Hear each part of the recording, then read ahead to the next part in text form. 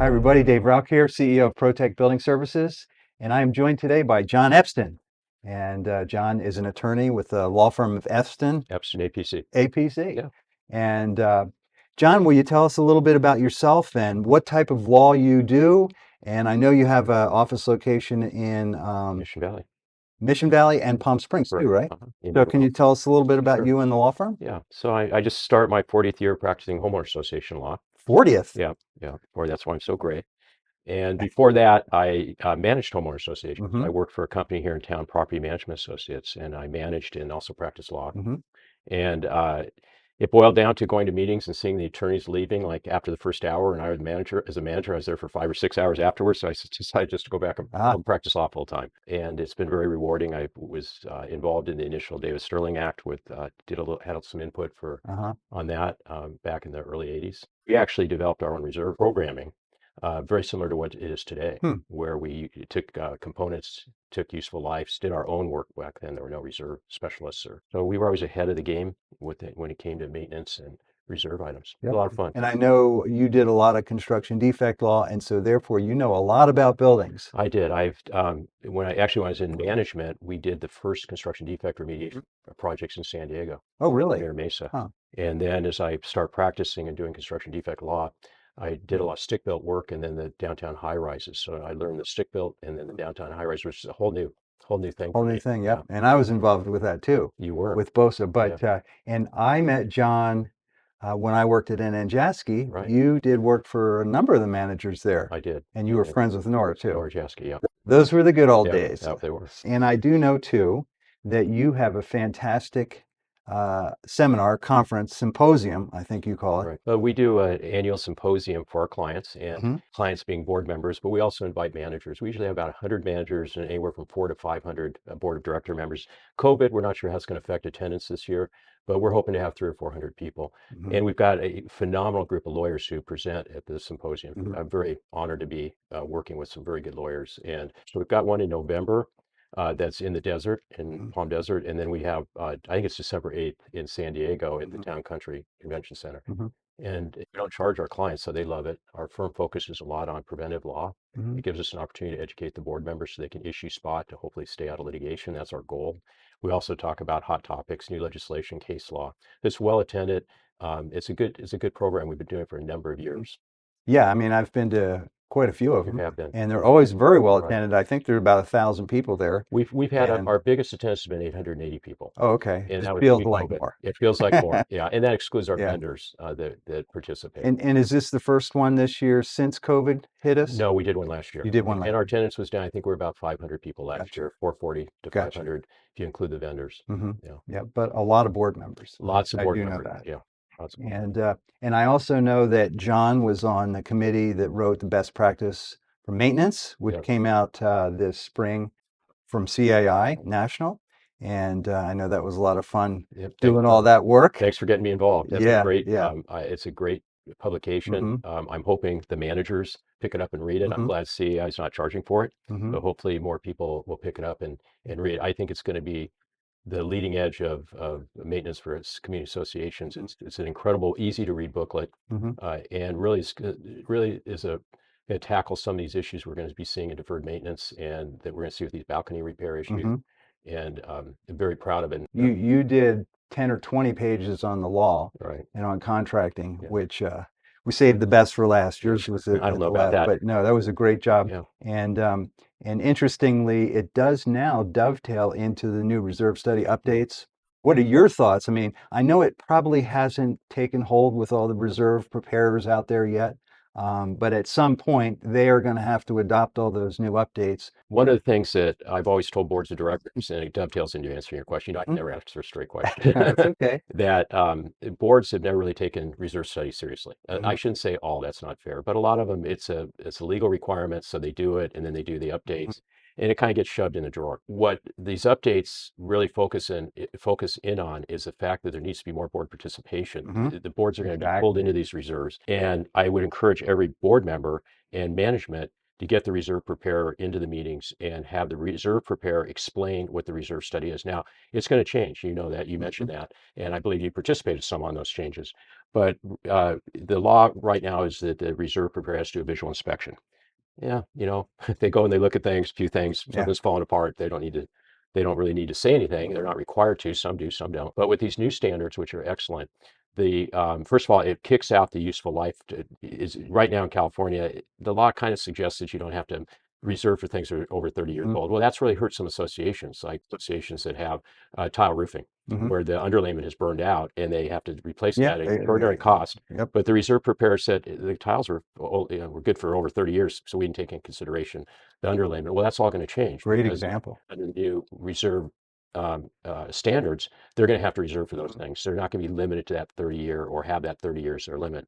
Another really good part of it that I really like is when they find something that they don't like or it causes them concern, they're now going to go out and hire an expert to analyze, like an asphalt, a road, for example, or a roof, and they're not really too sure what's going on. They're going to bring in consultants, and they're going to be looking also at the association's records to see what maintenance has been done on certain components. Exactly. Yeah, and that's going to be an important issue. So they're also going to build in preventive maintenance section where right now it's questionable whether or not reserves can be used for preventive maintenance reports.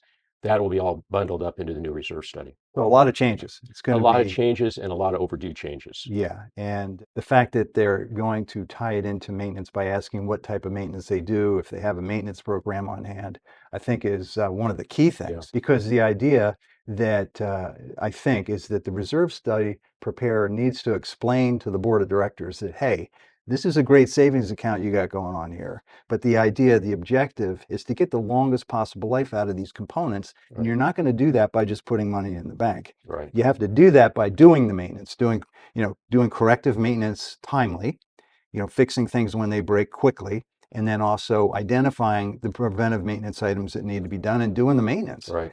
So it's going to be interesting. My question to you, John, is you're very familiar with high rises. I am.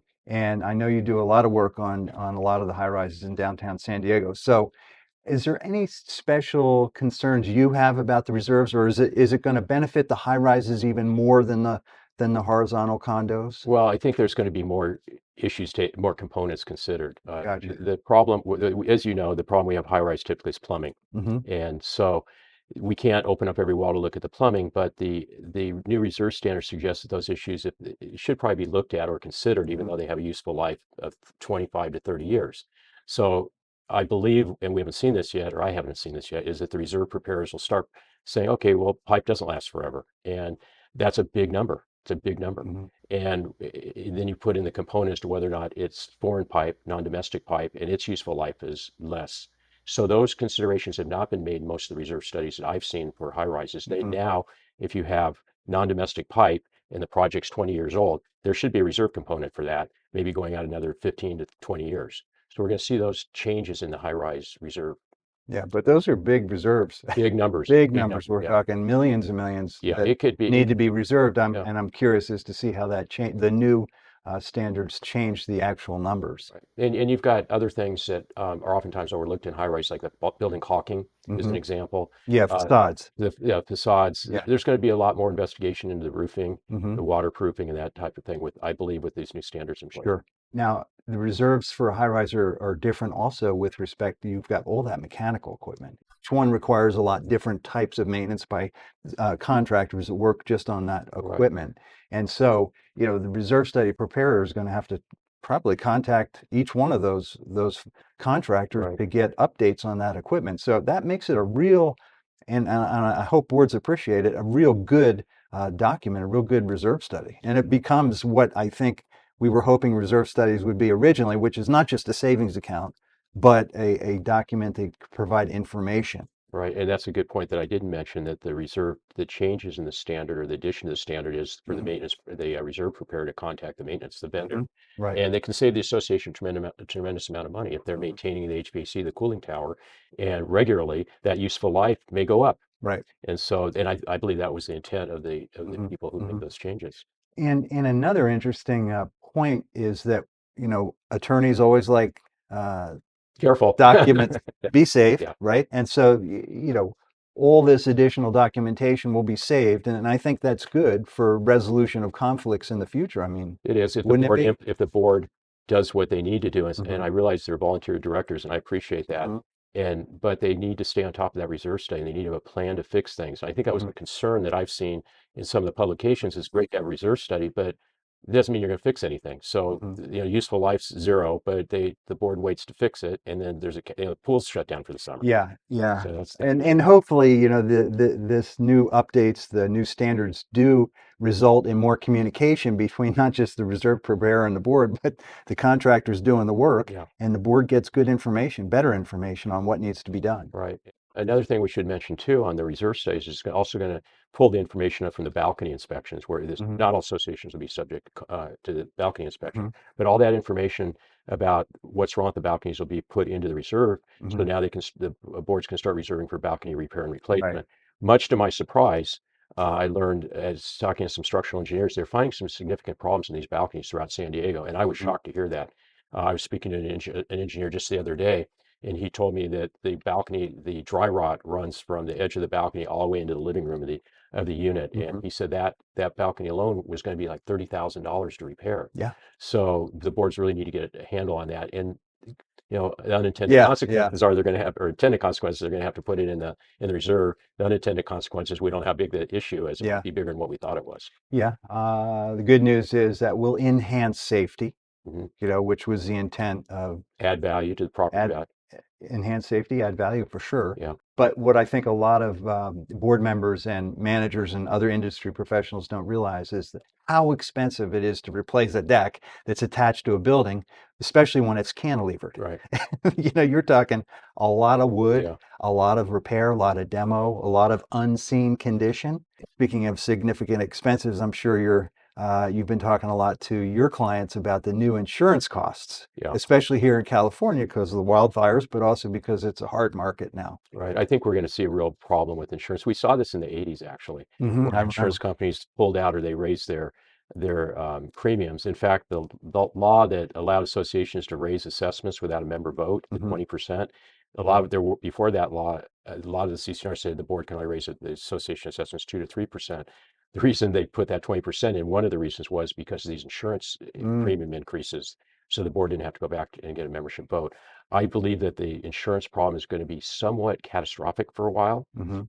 It's going to affect not only the sale of the units, the ability to finance them, Mm. and Yeah. it's concerning. It really Yeah. is. And the new Fannie Mae guidelines are requiring full replacement cost.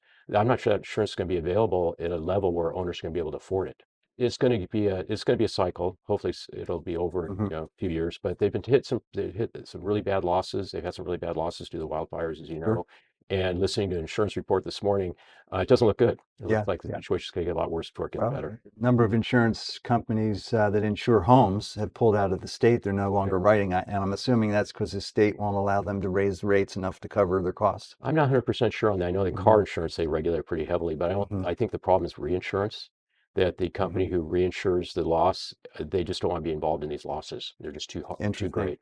The insurance carriers want to kind of follow Fannie and Freddie's lead and become more restrictive in their lending, Yeah, where communities, HOAs, are not doing maintenance. exactly. And what do you know about that? What have you heard Well, we've about seen in the industry? we've seen a trend, a slow trend, where lenders are now asking for, similar to what Fannie Mae requirements are. They're asking for reserve studies. Hmm. They're asking for financials. I don't know if they look at them, but they're asking for those. So worry about associations that have 20% reserves because that could affect the Hmm. lending. Lenders are this whole lending issue is going to tighten up. Insurance is going to tighten up. It's going to be harder to get.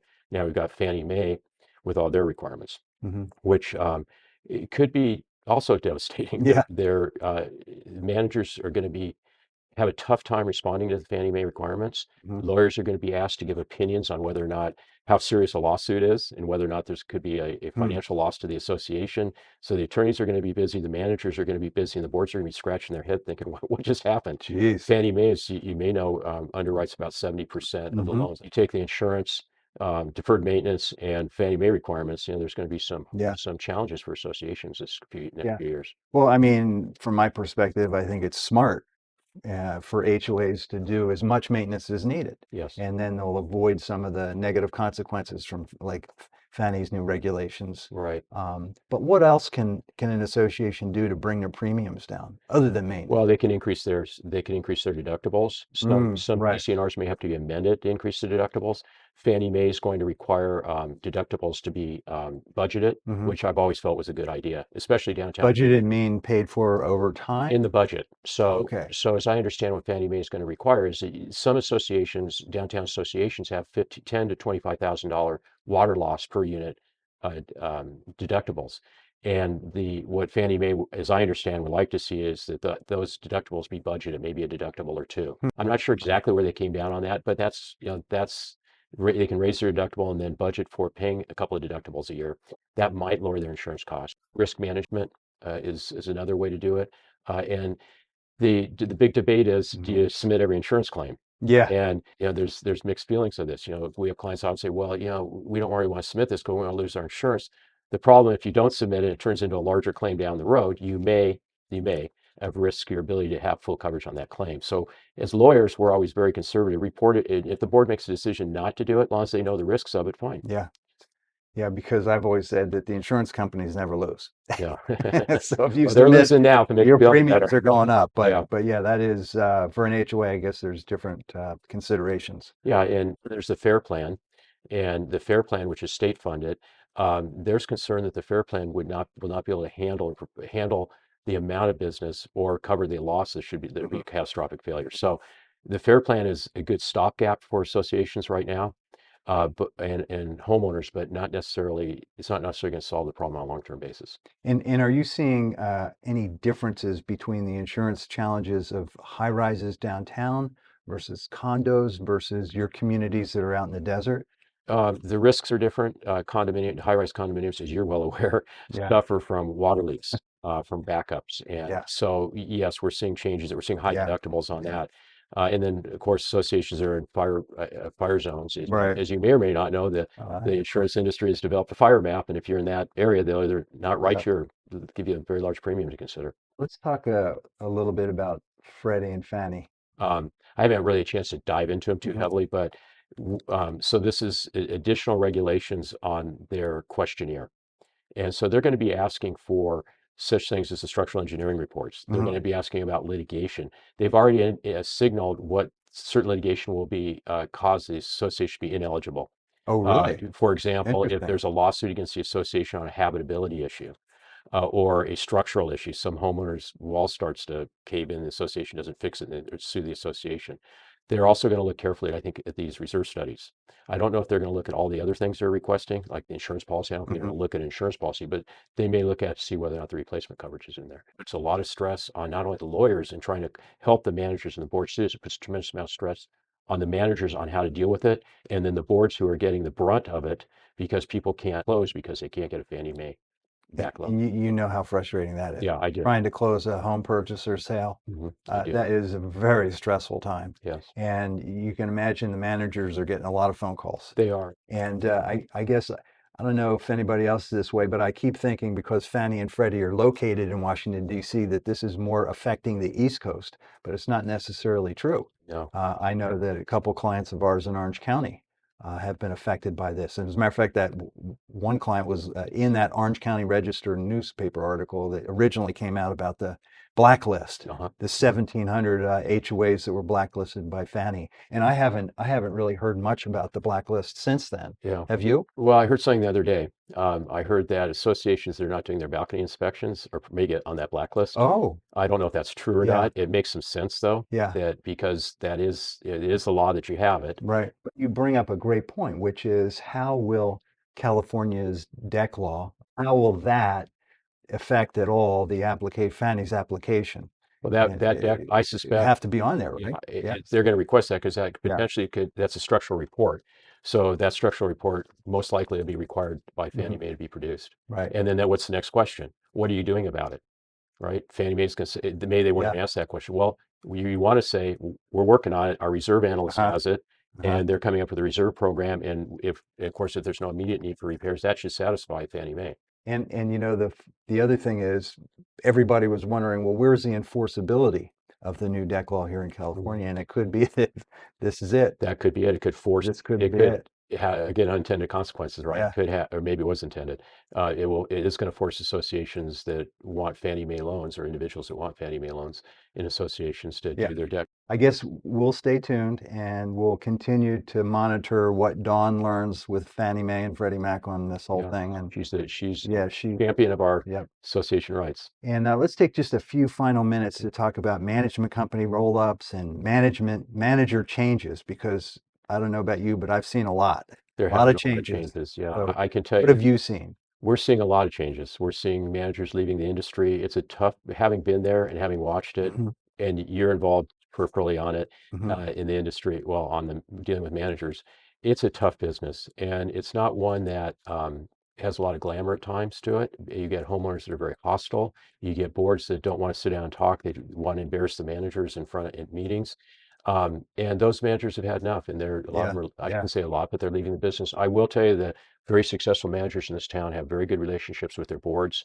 The boards meet with them. They do performance reviews. When something's wrong, they work together to correct the problem. Hmm. If boards did more of that, I think we would see less turnover. And if the board supported the manager when the manager's right, then I think that would be helpful. Hmm. We really need to bring the management companies and the boards, the managers and the boards, closer Hmm. together and work in unison.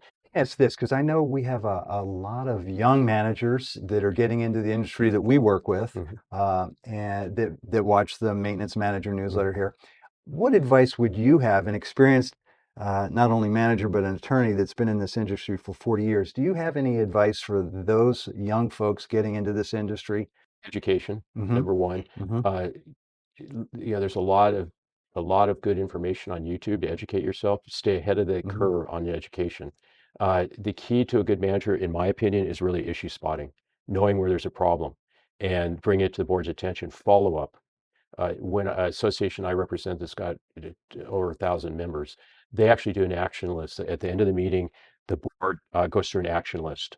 And then the next meeting, they follow up on the action. So many things drop off the agenda because there's so much going on. Having a good agenda with an action list is a good thing for Hmm. younger managers to have, because if you're a portfolio manager, you may be managing 5 or 6 properties. You don't in today, when I was doing and managing 5 or 6 properties, we had like 4 lots, Yes. right? Yeah. We didn't have to worry about much. Yeah. Today, there's so much to do, Yep. and learn from your peers. Hmm. There's some very good managers out there. So learn and grow and stay organized. Stay organized, yeah, and Uh, stay out of court. Awesome. Well, thank you Yeah. so All much, right. You're John. welcome. Thanks Appreciate for your having me. time and I your appreciate it. advice today. Thank you. And thank you, everybody. Stay safe.